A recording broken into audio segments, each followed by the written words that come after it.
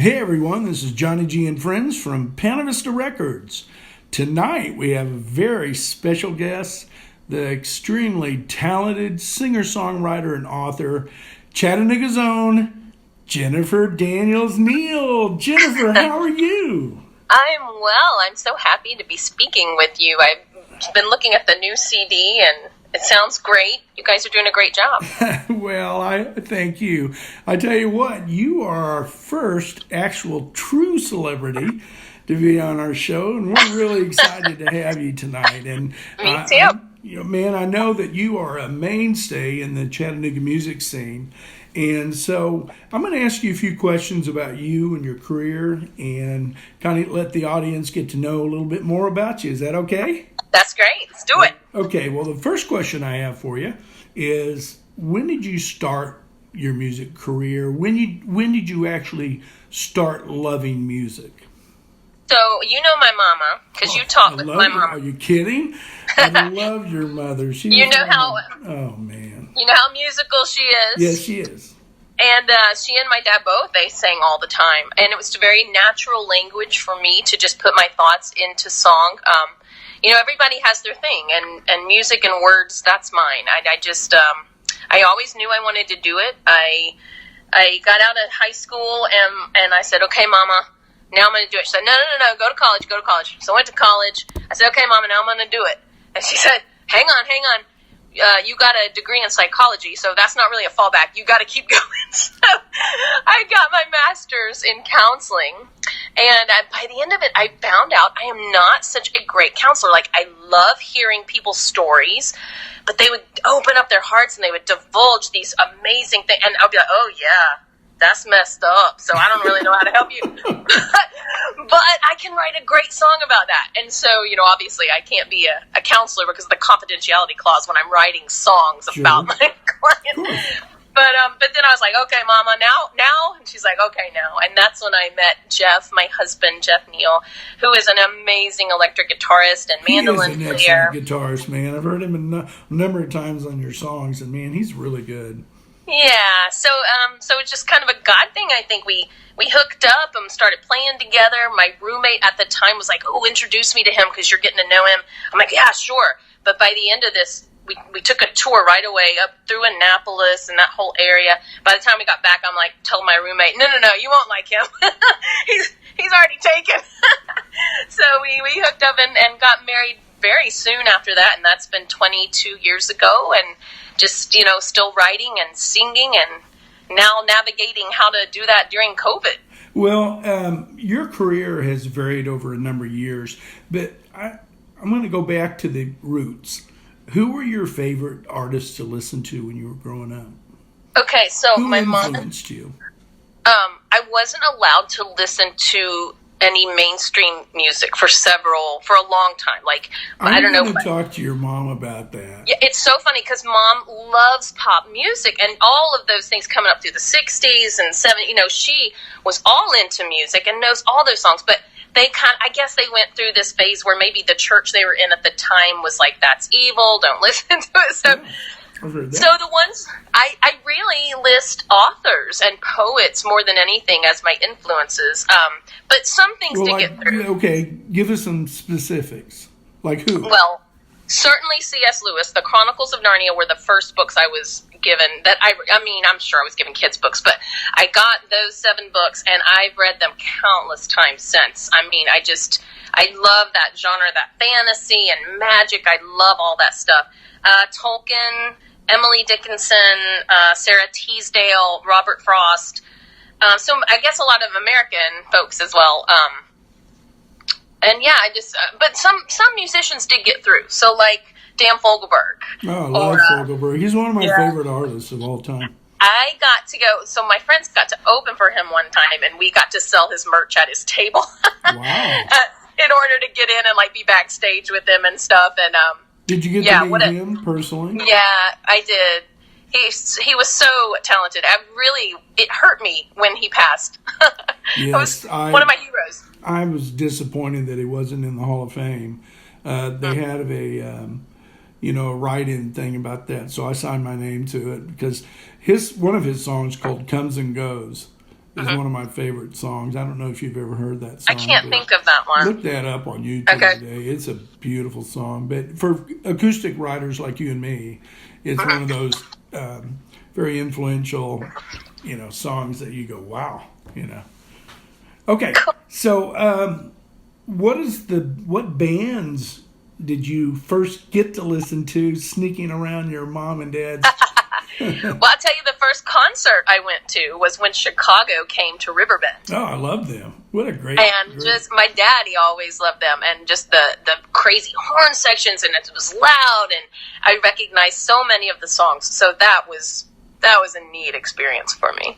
Well, can you tell us a little bit about how you got involved in your concerts and tell what I'd like you to share is kind of the day-by-day grudge of what musicians have to do to, you know what I mean? Because I know you've done tons of touring, and you have, kind of an area that you tour a number of states, and maybe you can share a little bit about that. Sure. So it's my career is kind of pre-kids and post-kids. So Jeffrey and I were on the road hardcore for about 10 years before we got pregnant. And we were playing, We got pregnant, so Joe. Oh, well, it does take two. But and we were playing, 200 shows a year, and we were we hit the road hard. We stayed gone, and it was so much fun. I think one of the things I take from it when people ask, what do we need to do in order to make a career out of this? And my first thing is you have to define success right away, because if success is going to mean getting rich, getting famous, or not having to work your hiney off, that is probably not going to happen for you. There are so many hardworking, talented, awesome songwriters and musicians out there who are making a living, but they are not, in the public eye. I mean, yes, that's huge. They're not known Superstar. Like the Beatles or something like that. Yeah, so right away we had to define success. Does success mean we get to pay the bills? Does success mean we get to do what we love? And yes, I can check those boxes, absolutely. Jeff and I both feel absolutely called to music. In fact, whenever things get hard and we're like, you know what, we just need to get a real job, we need a regular paycheck, we need health insurance, we need all of it, we always get funneled right back into music. Hard times come, we pray to God, we get on our knees. If you want us to do this, you have to make it happen. And it always happens. When COVID hit, I wrote a blog about this because all the musicians start freaking out, of course, Yes. along with so many of the careers. It wiped out our gigs from March on. All our gigs were just wiped out, as many people. And I said, but you guys, we are no strangers to uncertainty. We chose this lifestyle knowing it was not going to be a sure thing all the time, and that we would really have to get creative, figure it out, and just pray a lot. And so I think even though it's been really hard and we've had to get creative during these last couple months about how to make it work, we're also pretty tough. We know we got to make it work, Sure.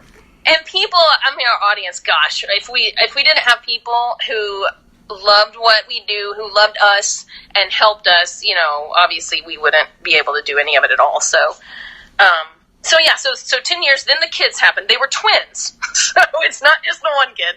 Complete culture shock for us.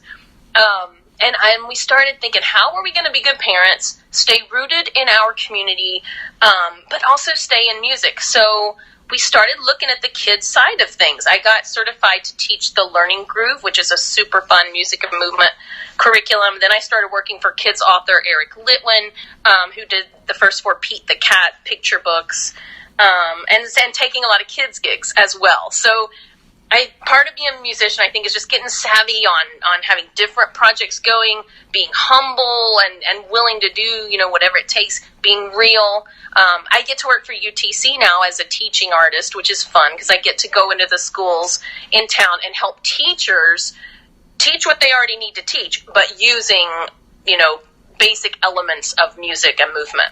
Well, I know that you have a children's album out, and you're also an excellent author, that you won Writer of the Year, a serious writer. Yes, awarded. That was such really a cool confirmation.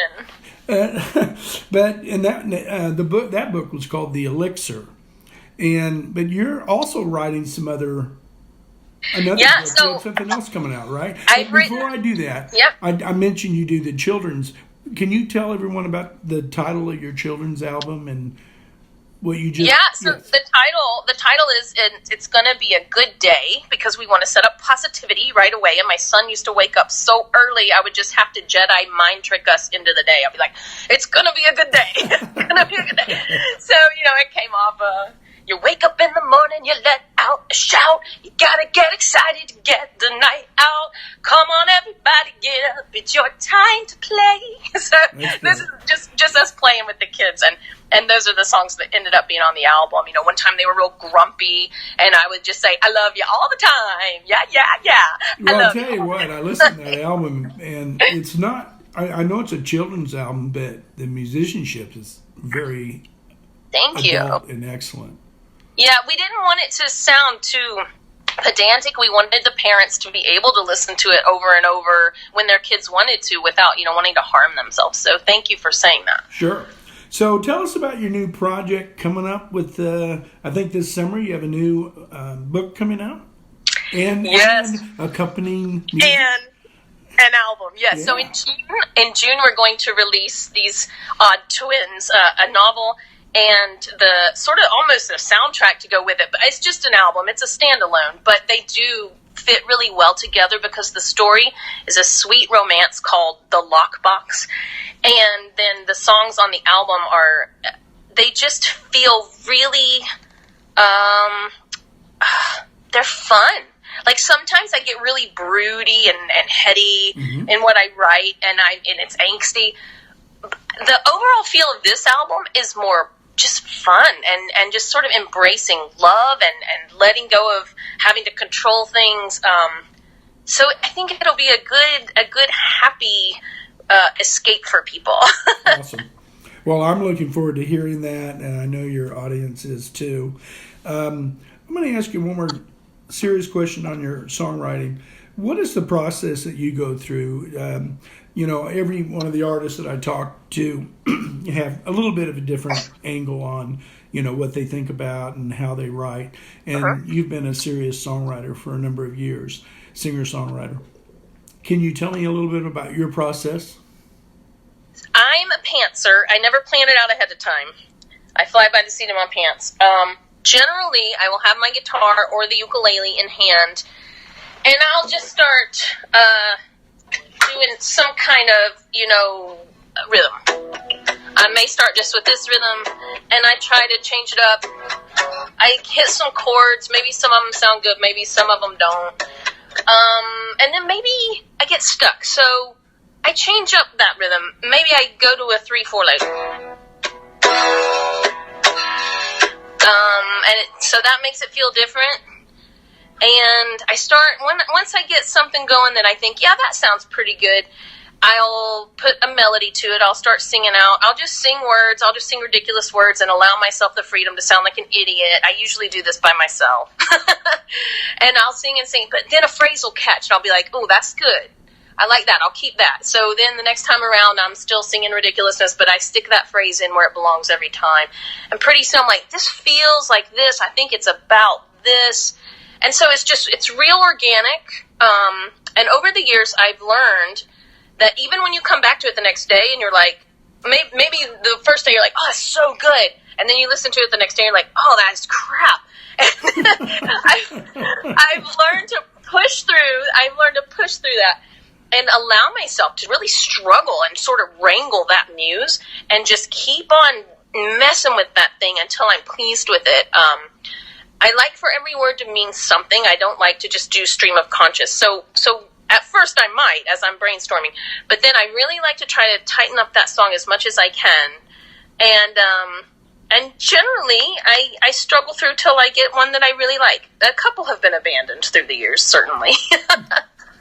Well, I tell you, you're a joy to listen to, and a joy not just to listen to on this podcast, but a joy to listen to in your music and so forth. And so I hope our audience really and I hope you get new listeners, and our audience tunes in and not only listens to your music but also reads your books, and really enjoy that.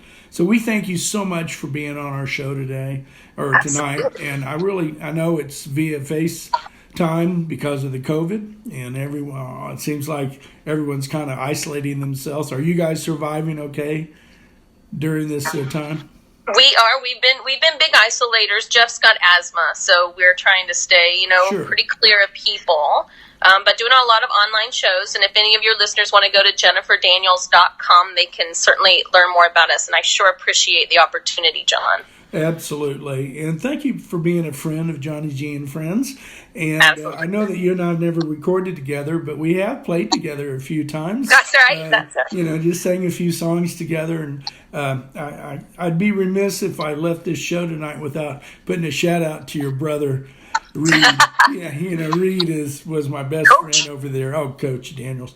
But I just love that kid. I love your family. You guys are such a blessing and such just a wonderful group of people.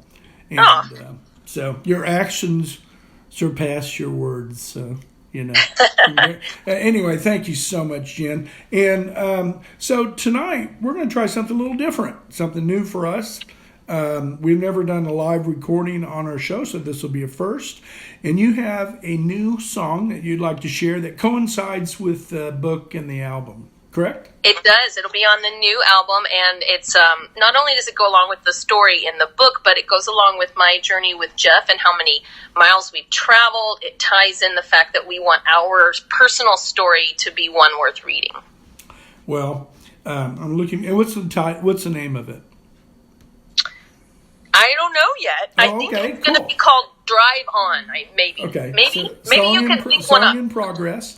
And Song in hopefully progress. It'll pick up well on this. And before we cut off to the song, any songs of ours that you'd like to hear tonight? I'm so glad you asked that. Yes. The Bicycle Shop, the images in there are so grounded. Like, I put myself right into that song when I hear it, and I would love to hear that one. Okay. I appreciate that. We'll do that. And everyone, thanks for listening tonight. And I tell you what, Jennifer Daniels, what a wonderful artist you are. And okay, let's hear this song. Don't hold back. Don't look down. Give me your hand, beautiful girl, and we'll drive around. Just say yes. Just choose me. All that I am, for all that you are, and we're home free. What do you see in the rear view now? Side roads and handholds with the windows all rolled down. Tell me you're glad that it was worth the read. The story we told down a well-traveled road still drives me. Just drive on. Follow that star. Don't you worry about me, 'cause I'm gonna be where you are. Down the ribbon of road. Isn't it great? They were causing a fuss. They were thinking of us when they paved the interstate. What do you see in the rear view now? Side roads and handholds with the windows all rolled down. Tell me you're glad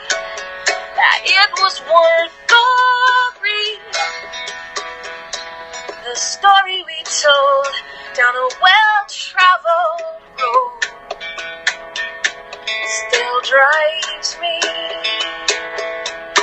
All these thoughts of you, howling at the moon beyond the sea. Splendid way you move, the simple weight of you up against me.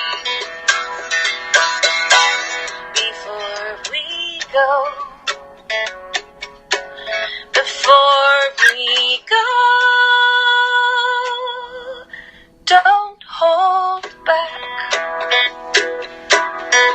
Don't look down. Give me your hand, beautiful girl.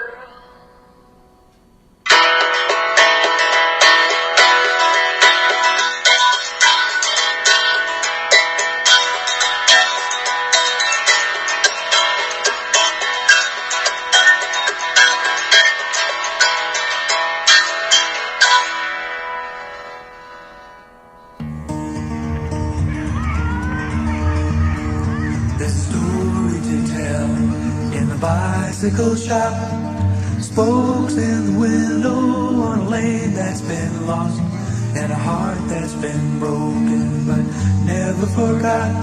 There's a tale to remember in the bicycle shop.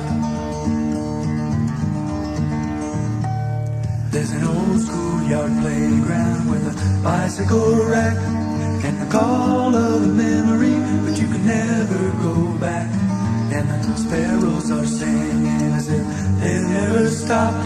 There's a tale to remember in the bicycle shop. You gotta ride your tales away. You gotta ride tale to remember in the bicycle shop. You gotta ride your tales away. You gotta ride tale to remember in the bicycle shop. There's an old vacant lot with a downtrodden van and a four-story building with the windows all out, and the remnants of races and handlebars tossed. There's a tale to remember in the bicycle shop.